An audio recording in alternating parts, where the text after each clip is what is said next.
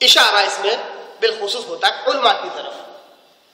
ایسے علماء جو دین کا علم حاصل کر لیں, خصوصی اعتبار سے اپنے آپ کو مختص کر دے اس دعوت تبلیغ کے لیے. اب اس کے اندر بہت ضروری ہے کہ عوام ان کا بھرپور ساتھ دے, جو ہمیں آج کل مسلمانوں کے معاشرے میں نظر نہیں آتا. عوام ان کا ساتھ نہیں دیتی ہے, ان کے معاش کا سب سے بڑا مسئلہ کھڑا کر دیتی ہے عوام خود. انہی بیچاروں کو جن کے پاس اللہ کے دین کا علم ہے مارے مارے بھٹکتے بھٹکتے پھرنا پڑتا ہے. میں ایک سلگتا موضوع, ایک اشارہ دے کر آگے بڑھتا ہوں. بڑے عجیب قسم کے لوگ ہیں اللہ نے جنہیں دین کا علم دیا. واقعی دین کا علم کس کو کہتے ہیں؟ آپ کی میری کسی کی من مرضی کا نام دین نہیں ہے. دین کہتے ہیں قرآن مجید کو, پیغمبر صلی اللہ علیہ وسلم کے حدیث کو. جس کے پاس اس کا علم ہے, جس کے دماغ میں سب بیٹھا ہوا ہے, وہ بتا میں اپنے آپ کو مختص کر رہا ہوں, اللہ کے دین کے لیے مختص کر رہا ہوں. کوئی کام نہیں کروں گا, اللہ کے دعوت تبلیغ کا کام کروں گا, قرآن حدیث سمجھاؤں گا, اس کے اندر اس کو میں واضح کر کر کے بیان کروں گا. میں رہتا ہوں یہاں پر, مجھے وہاں پر آنے کو 5000 روپے خرچہ لگ رہے ہیں.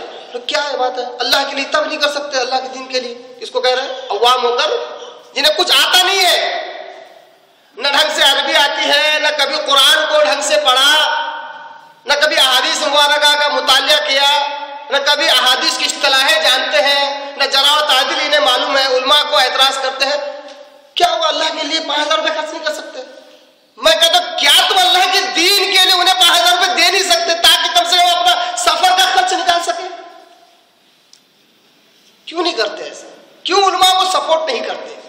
جو قرآن حدیث کا علم رکھتے ہیں انہیں سپورٹ کرو, جتنا ہو سکے انہیں مختص کرو تاکہ وہ پوری طرح اللہ کے دین کے لیے کام کر سکے. ہونا تو یہ چاہیے کہ جو دین کے لیے کام کرنے والے علماء ہیں ان کی سیلری فٹ ہونا چاہیے کہ آپ ٹینشن مت لو معاش کا, آپ کی سیلری منتھلی یہ لو 30,000 50,000 ملتی رہے گی عوام سے. آپ بغیر ٹینشن کے, ٹینشن فری ہو کر اللہ کے دین کا دعوت تبلیغ کا کام کرو. یہ عوام سے سپورٹ چاہیے.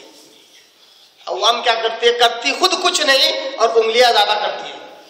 اگر کسی نے اچھا نہ بیان دے دیا قرآن حدیث کے مطابق, تب بھی مولانا کو ایسا نہیں بولنا چاہیے تھا, ان کو زیادہ سمجھتا ہے. خود کو کچھ نہیں آتا مگر ان کو زیادہ سمجھتا ہے. یہ غلط ہے. اللہ تعالیٰ جو کہہ رہا ہے تم میں ایک ایسا ایک گروہ ہونا چاہیے جو خاص طور پر اللہ کی دعوت تبلیغ کا کام کرے. اشارہ بالخصوص علماء کی طرف ہے جنہیں قرآن حدیث کا علم آ جاتا ہے, اسلام کا علم آ جاتا ہے, یا پھر وہ لوگ جو محنت کر کے جد و جہد کر کے قرآن حدیث کا وہ علم حاصل کر لیتے ہیں جو علماء 5 سال 10 سال 15 سال مدرسے میں ڈالنے کے بعد حاصل کرتے ہیں. یہ بھی ممکن ہے اور الحمدللہ ہو رہا ہے. آج کل کی ٹیکنالوجی دیکھتے ہوئے, آج کل کا علم جس انداز سے پھیل رہا ہے اس انداز کو دیکھتے ہوئے ایک عامی بھی الحمدللہ اللہ کی توفیق سے قرآن حدیث کا علم حاصل کر لیتا ہے. وہ بھی دعوت تبلیغ میں لگ سکتا ہے دائی بن کر. اس کو بھی فل ٹو سپورٹ ملنا چاہیے تاکہ وہ اپنے آپ کو مختص کر دے. اگر اسے بھی دھندا پانی کرنا ہے, بزنس چلانا ہے, ترکاری گاڑی ڈھکیلنا ہی ہے, تو ظاہر سی بات ہے وہ ذہنی اعتبار سے منتشر ہوگا. اللہ کے دین کا کام ویسے نہیں کر سکے گا, اس طرح کرنا چاہیے.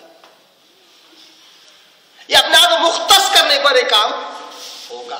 اسی میں دوسرے پہلو سے یہ بات بھی یاد رکھیں کہ جو اپنے آپ کو, جنہوں نے اپنے آپ کو مختص کیا اللہ کے دین کے لیے, دعوت تبلیغ کے لیے, انہیں بھی 100% عوام پر منحصر نہیں ہونا چاہیے بلکہ اپنا انتظام کرنا چاہیے تاکہ ہر بار اگر پروگرام نہ ہو, ہر بار بیان نہ دینا پڑے تو اس وقت گھر کا گزارا کیسے ہو, اس کا بھی انتظام کر لینا چاہیے تاکہ اللہ کے دین کا کام ڈسٹرب نہ ہو, وہ اپنی جگہ پر چلتا ہے. اور اگر عوام سپورٹ کر رہی ہے تو ان کے مال کا غلط استعمال بھی نہ کرے. بالکل کامن سینس کی بات ہے. اسی کا نام تقویٰ, جس کو اللہ تعالیٰ نے بار بار بیان کیا کہ اگر پیسہ جمع ہو رہا ہے, ایسا آج کل ہوتا ہے, دعوت تبلیغ کے نام پہ سوسائٹی کھول لیتے ہیں, لوگ فنڈ کرتے ہیں, ڈونیشن دیتے ہیں, اس کا استعمال کہاں کیسے ہوتا ہے واللہ اکبر. ہم بغیر کسی طنز کے اگر ہم کہیں کہ اس کا استعمال صحیح ہوتا کہ اللہ کے دین میں, اللہ کے دین کی دعوت تبلیغ ہوتی رہے, تو اللہ تعالیٰ نے وَلْتَكُنْ کہہ کر کہا کہ تم میں ایک گروہ ہونا چاہیے. ضرور نہیں ہے مگر ہو تو بہت بہتر ہے. منکم کہہ کر ایک اور تخصیص کر دی, کیا کہ تم میں سے ہی ہونا چاہیے.